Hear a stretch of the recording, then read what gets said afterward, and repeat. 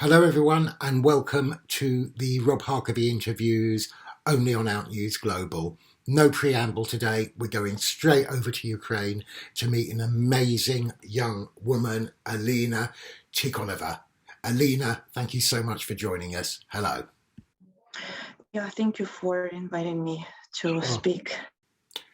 So I understand that you're from Kharkiv, but you've managed to get out to a place of relative safety.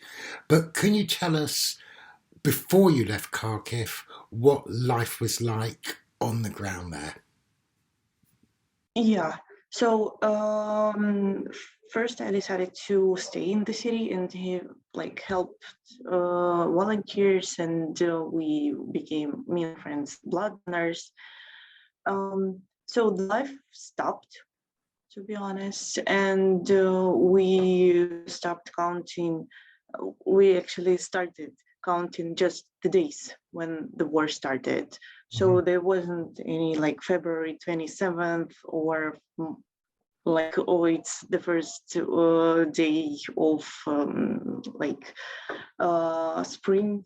Sure. So it just, yeah, we just counting the days and keep counting. For example, today's the 14th day. Yeah, yeah. Um, the that first we only heard some attacks on suburbs next to the Harkiv, and after we heard the plane fighter Yeah. flying above our buildings, and I used to live, or I was living in the city center. We realized that they are not going to just stay there. And after that, we heard that first blast when they hit the administration Wow. building right in the city, yeah, on the Freedom Square, and all the windows popped out. And after that, we thought that maybe it's just one time thing. But after that, exactly at the morning, like 10 a.m., they hit another building in the city. And after this, they hit the administration, the city administration, not the region one. And we realized that we have to leave. So while we were setting up this interview, obviously I was doing a bit of research and I came across a picture of you on social media. I think it was taken on holiday. You look like any other young European woman until 2 weeks ago. So, can you explain to us, up until 2 weeks ago, who was Alina? Well, I was super happy because I just bought was the apartment, the new one. So like new life for me started. I realized that that's my own apartment and I'm like a top woman. Um, and after that, I realized that I hopefully I will have the home there still. So I don't have anything right now. I mean, I have like friends somewhere in Europe already. I have my cousin who is sitting like next to me, but and that's all. And for example, when I was traveling here, I had to stay in schools where volunteers gave like shelters, those shelters, and I realized that I don't have anything. For example, I do have money, for example, to pay for the hotel and to like stay there in safety, but they are full. And can you tell me, do you still have family and friends back in Kharkiv? And if so, do you know how they're doing? Most of them are left. I have team members who are working with me. They are still there. They are hiding in the shelters, so it's hard to reach them. Oh, and my friend's mother, she stays in those blocks where the next to the borders, Sure. so where almost all the buildings are on fire, but she's not going to move anywhere. I mean, mostly people are staying there because they don't want to leave their homes, and they realize that they are not. It's very hard to find any accommodation here. Now you've obviously left Kharkiv for somewhere that's a bit more safe, which in itself is quite extraordinary. 2 weeks ago, you're just an ordinary girl. 2 days ago, you become a refugee. But can you explain a little bit about the journey, how long it has taken you, how far it is to get from Kharkiv to where you are now? Yeah, sure. We it was like in kilometers. It's Sure. 800 kilometers. Yeah, but just in case in miles, it's like around 500. yeah 500. We're 500. okay. Yeah, Even though we've left the EU, we're still European. We still can yeah, understand yeah, kilometers. yeah.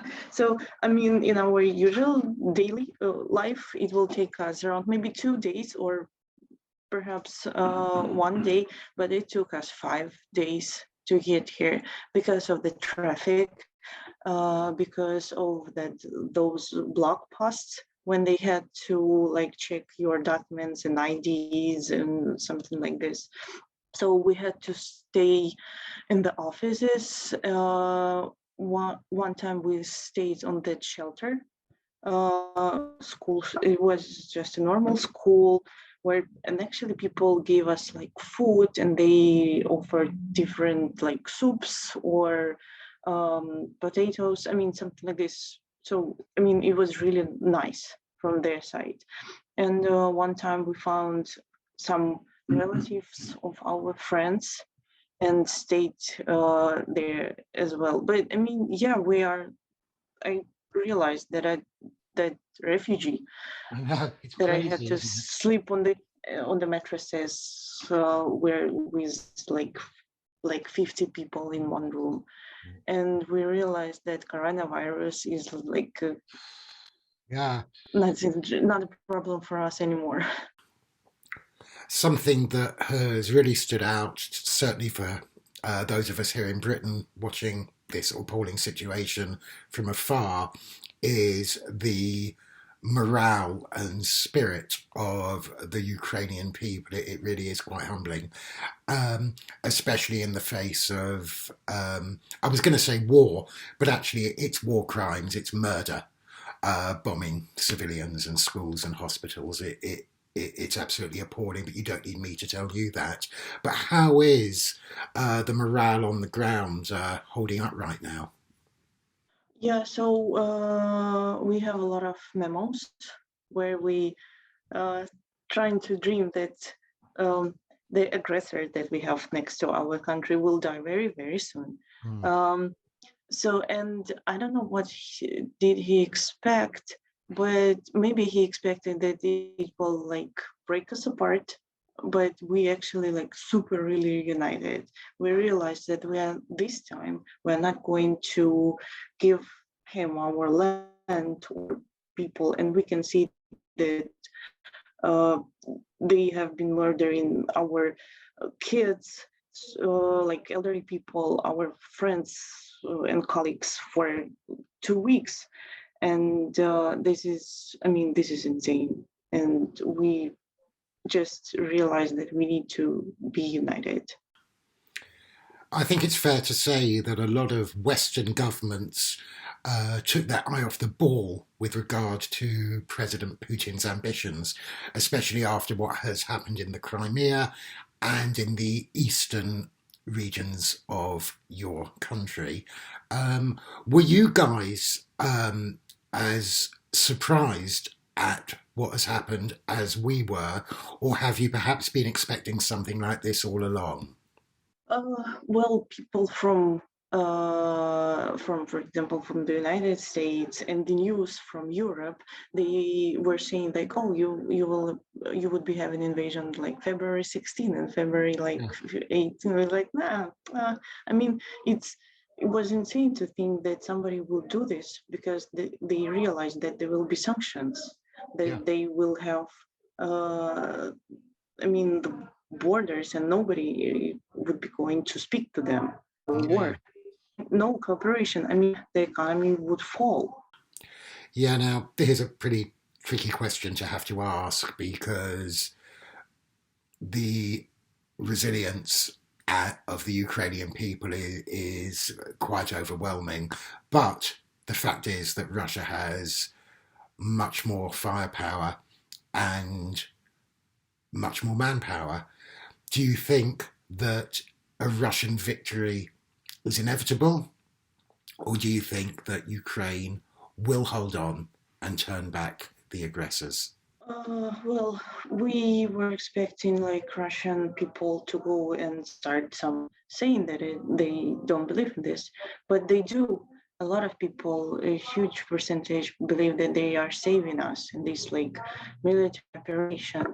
So I think that we will fight till the end, and we expect. I actually think right now, because he focused on Kharkiv mostly and Kiev, that they would go forward to remove those cities like till the end, and most probably after that, or for example, they hit on those military places like locations. So most probably he will like destroy them all and say that they like removed all the obstacles, like military obstacles they expected.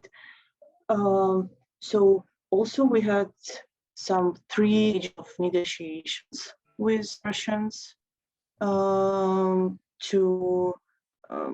I don't know, to go forward with those humanitarian corridors, like green corridors. So maybe this will help us somewhere. But it will be very hard to hear for Putin to confirm that he is losing. So I don't know what I mean. It's very hard to predict something because we realize that we need to live like current life, and surely what would help us because of the like those plane fighters, and we lose the air part. Yeah, yeah. That would help us a lot. Now, there's been a lot of talk about NATO imposing a no-fly zone over Ukraine. Uh, are you personally calling for that? That is very risky. Yes, it is. A lot of people expect that, but it's very risky because I mean the people who read and understand what is going on, they that will be a war, Of course, because if you have a and it, no-fly zone, then you have to shoot down the plane that goes in it. Otherwise, it has no meaning. Now, Alina, I know we haven't got a lot of time left, but do you have a message for the governments of NATO countries and also for the people of the United Kingdom who are going to be watching this interview? yeah. First, I want to thank for the whole support that you guys give. I mean, that is very insane that you I mean, believe us that we are not those people who fighting ourselves and have that put their things we do. Surely for all the sanctions that you did and keep doing for the Russian, we understand that it's very hard also for economy for your countries. And just and we can see that Boris Johnson speak up, and we were like, oh, we didn't expect him because he was like staying aside for some time, and right now he's very active. uh, so just thank you all, and just spread this message to the other countries that we need some, like for example military help or help for Red Cross, that like gives us a huge hand with food or medical stuff or something like this. So basically just that's it. And maybe you have, if you have some, or maybe if you have some James Bond waiting to Yeah, for the mission, for the new mission, if yeah. he knows what to do. Well, I don't know if I can promise you James Bond, but I can promise you the love and support from everybody on these islands, on the other side of our continent. Alina, the fact that throughout this interview you've actually managed to smile is a tribute to the human spirit and to the incredible fighting spirit of the Ukrainian people. I cannot tell you how honoured and humbled I am that you found the time to join us today. I'll personally stay in touch with you over the next few days, over the whole duration of this war, if we possibly can, to find out how you and your loved ones are getting on. But in the meantime, I am sending you much love and all best wishes for peace in your beautiful homeland. Thank you, Alina. Thank you, Rob. Appreciate any help or support.